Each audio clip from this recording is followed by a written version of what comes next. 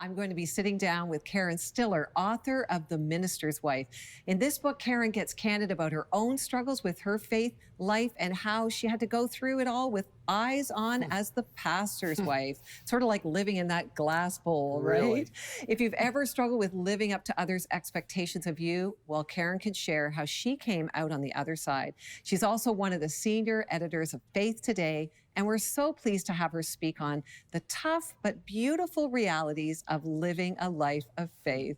Well, welcome, Karen. We're so glad you're with us. Thank you. I'm very happy to be here. Well, you have lived kind of a fishbowl life as the minister's wife in this book, which is so beautiful. It's written like a memoir as you give us glimpses into your life. Tell me why you wrote the book. Well, I didn't mean to. It kind of happened by accident. I've been working as a Christian journalist in Canada for many years, and I decided that I wanted to go back to school part-time and do a Master of Fine Art in Creative Nonfiction and just explore a different kind of writing or just kind of get re-energized. And so I had this opportunity that I've never really had before to just write whatever I wanted. Nobody was telling me what to do, Right. or what to write. And I thought, I think I'm going to do a deep dive into what I seem to be knowing best at this stage of my life, which is kind of life in the church and a life as a minister's wife and what that has meant for me in all areas of my life, really, because it really is a trickle down, ripple out kind of life. So that I just found myself writing it, and it ended up being the Minister's Wife book. So, well, I am loving it. I'm almost through it, and I've thought of several people that I want to share it with. It could be a movie. Do you realize that? This could be a movie. In your book, I love how you are honest. You take an honest look at life and the challenges that are faced often by clergy and their families. And you made me laugh, and you also made me cry. It was very moving as you shared that living up to other people's expectations often comes with some challenges. So tell me, what is one of the most common misconceptions of a minister's wife, and how have you navigated it? oh yeah, that is such a good question. I mean, for me, I think the most common expectation slash assumption has been that I somehow have it all together in a way that is really holy and really, organized and neat and tidy, and that I am a theological expert because I'm married to a man with a Master of Divinity degree. Right. Oh, And wait. so, And you play the piano too, right? Isn't that oh, yes. true? Okay. Oh boy, I remember getting asked that really early on. I'm like, you do not want me playing your piano, believe me. Yeah, so I think people assume things about you.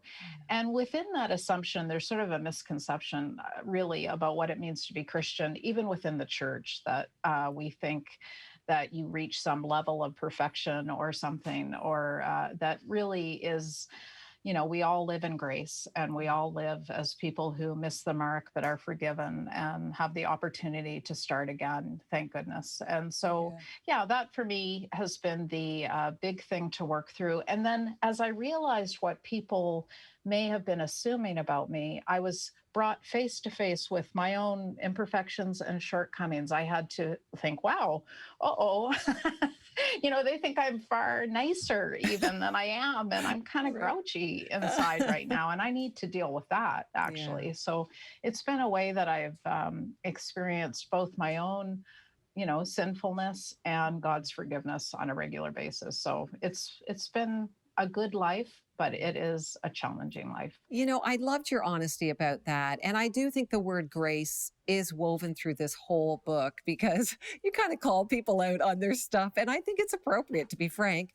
But you do it in such a loving, actually kind of funny and gracious way. So I think that's a good perspective for all of us, even if we're not the minister's wife. And I love how you explore the beautiful way that community helps us grow, and how the church can be both a place of hurt and healing. What's the lesson in this for all of us? Oh, yes. I'm really glad you asked that because for me, and I think this is a very timely question because, of course, most of us, I think all of us have been, kept out of church this past year. Of course, we've Mhm. not been able to meet in the normal way with the people Right. that we're in community with. And so I think I've just been reminded in an even deeper way about how important it is to be in community and Yes. actually to go to church because and that doesn't mean we're just going, for the hugs and the kisses and the feel goods. I Yeah. mentioned in the book that you can go to church and leave with even more to repent about Yeah, right. because, people are annoying Yeah. and community is hard. Right? But, it's, I mean, it is much more than this, but it's also a real place of growth. Yeah. And we miss that when we're not there. And it's easier to not go, but we Yeah. need each other. Well, I do think it's very timely and very important in this day and age to talk about the need for community. Let's face it, you and I show up to church, so it's flawed already, right? And Exactly. right, and it is about, I know the best ways I've grown is when other people have helped me grow, in my edgy grumpiness and their edgy grumpiness too. So the church is a beautiful place. What are some practical ways that we can support our clergy? We're in a difficult time with the pandemic, and churches are trying to adapt to all these restrictions. How can we support our clergy in this? Yeah, thank you for asking that too. I have been hearing through my work with Faith Today magazine, especially, and people I've interviewed, as I'm sure you have, just tired pastors, Yeah. clergy who have found this really, really difficult. And I know, just being married to a minister, I've been trying to encourage him and watch him make these really sharp, dramatic pivots. And I'm talking to you today from our living room, where I watched him do church a couple of times, and Right. it's really been challenging. And Yeah. so I feel that the best way to encourage clergy actually is to hold back on the criticism sometimes. Think about nice ways to say things, just like you would with anybody else, Yeah. and just tell them how special they are to Yeah. you or what role they've played in your life. Say thank you every now and then. And Yeah. I don't think, clergy have it sort of worse off than anyone else or anything like that. Clergy aren't victims, but they are working really hard. Yeah. And it can be a 24/7 kind of life. And so, even on a very practical level, if you have a cottage or a cabin somewhere lovely, let them go to it for a few days. Don't invite them to come visit you there. Hand them the keys That's good. and, fill the Yeah. fridge and tell Yeah. them to go and just give them a treat. Well, that's a great word of advice to anyone, right? Like we need to be kind and looking for ways to be supportive, especially those who are leading us. So thank you, Karen, so much for this book. For more information on Karen and the book, you can go to 700club.ca. I can tell you it is a worthwhile read. Thank you, Karen. Thank you so much.